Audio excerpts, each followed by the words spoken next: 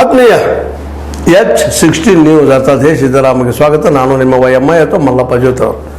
ಆತ್ಮೀಯರು, ವಿಶೇಷವಾಗಿ ಈಗಾಗಲೇ ರಣ್ಯ ನಟಿ ಅಥವಾ ನಟಿ ಈ ಹೆಣ್ಮಗಳು ನಮ್ಮ ರಣ್ಯ ರಾವ್ ಹುಕ್ಕೇರಿ ಎನ್ನುವಂಥವರ ಪತ್ನಿ, ಅವ್ರ ಬಗ್ಗೆ ಈಗ ಸಂಶಯಗಳು ಶುರುವಾಗಿದ್ದಾವ.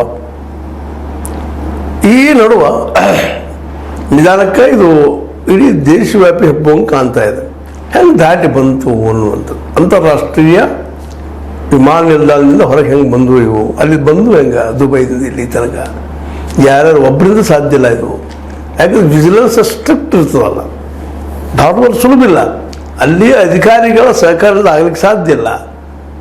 ಇದು ಈವನ್ ಮುಂಬೈ ವಿಮಾನ ನಿಲ್ದಾಣಕ್ಕೂ ಅನ್ವಯ ಆಗುವಂಥದ್ದು, ಬೇರೆ ಬೇರೆ ಕಡೆ ಅನ್ವಯ ಆಗುವಂಥದ್ದು, ಎಲ್ಲ ಕಡೆ ತನಕ ಏಕಾಏಕಿ ಜೋರಾಗಿದೆ. ಇಂತಹ ಸಂದರ್ಭದಲ್ಲ ಅದು ಈ ಹವಾಲಾ ಮತ್ತು ಜೊತೆಗೆ ಮನಿ ಲಾಂಡ್ರಿಂಗ್ ಇರುವುದರಿಂದಾಗಿ, ಬಂಗಾರ ಬರುವುದರಿಂದಾಗಿ ಸಹಜವಾಗಿ ಇಷ್ಟೊಳಗೆ ಇಡೀ ಬರ್ತದಂತ ಇದ್ವಿ ಬಂದು ಬಿಡ್ತೀಗ. ಅದರಲ್ಲೂ ಕರ್ನಾಟಕದ ಮಿನಿಸ್ಟರ್ಸ್ ಇದ್ದಾರೆ ಅನ್ನೋದು ಈಗ ಸುದ್ದಿಗಳಿದ್ದಾವ.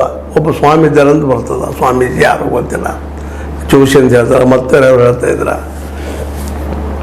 ಜೊತೆಗೆ ರಾಜಕಾರಣಿಗಳು ಇದ್ರಾಗಿದ್ದಾರೆ. ಅದರಲ್ಲೂ ಮಿನಿಸ್ಟರ್ಸ್ ಇದ್ದಾರೆ ಅನ್ನೋದು ಏನೇ ಒಂದು DRI ತನ್ನ ರಿಪೋರ್ಟ್ದಲ್ಲಿ ಹೇಳ್ತೋ, ನಮ್ಮ ಕಂದಾಯ ಇಲಾಖೆದ್ದು, ರೆವಿನ್ಯೂ ಇಲಾಖೆದ್ದು ಆಗ ಶುರು ಆಗಿದ್ದಾರೆ. ಇದು ಆಗಲೇ ಎಂಟ್ರಿ ಆಗಬೇಕಾಯ್ತು ಇಡೀ, ಆದರೂ ಒಂದು ಸ್ವಲ್ಪ ತಡ ಆದರೂ ಬಂದದ. ದೇರಾಯ ದುರಸ್ತಾಯ ಅಂದಾಗ ಏನೇನು ದುರಸ್ತಿ ಆಗ್ತು ನೋಡ್ಬೇಕಾಗ್ತದೆ.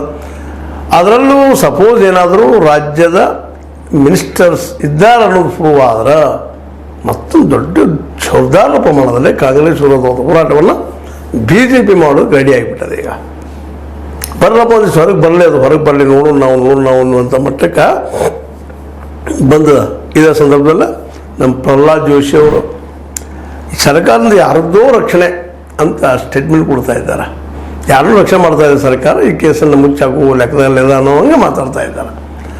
ED ಬರೋದಕ್ಕೆ, CBI ಬರೋದಕ್ಕೆ, CBI ರಾಜ್ಯದ ಸರ್ಕಾರ ಕೇಳಕ್ಕೆ ಹೋಗಿಲ್ಲ, EDಗೆ ಅಂತ ಕೇಳೋ ಪ್ರಶ್ನೆ ಇಲ್ಲ. ಮುಂದೆ ರಾಜ್ಯ ತನಿಖೆ ಅಂತ ನಡೆದ. ಈ ಎಲ್ಲ ನೆಲೆಯಿಂದಾಗೆ ನಮ್ಮ ರಣ್ಯ ರಾವ್ ಈ ಸಂಕೋಲಿಂದ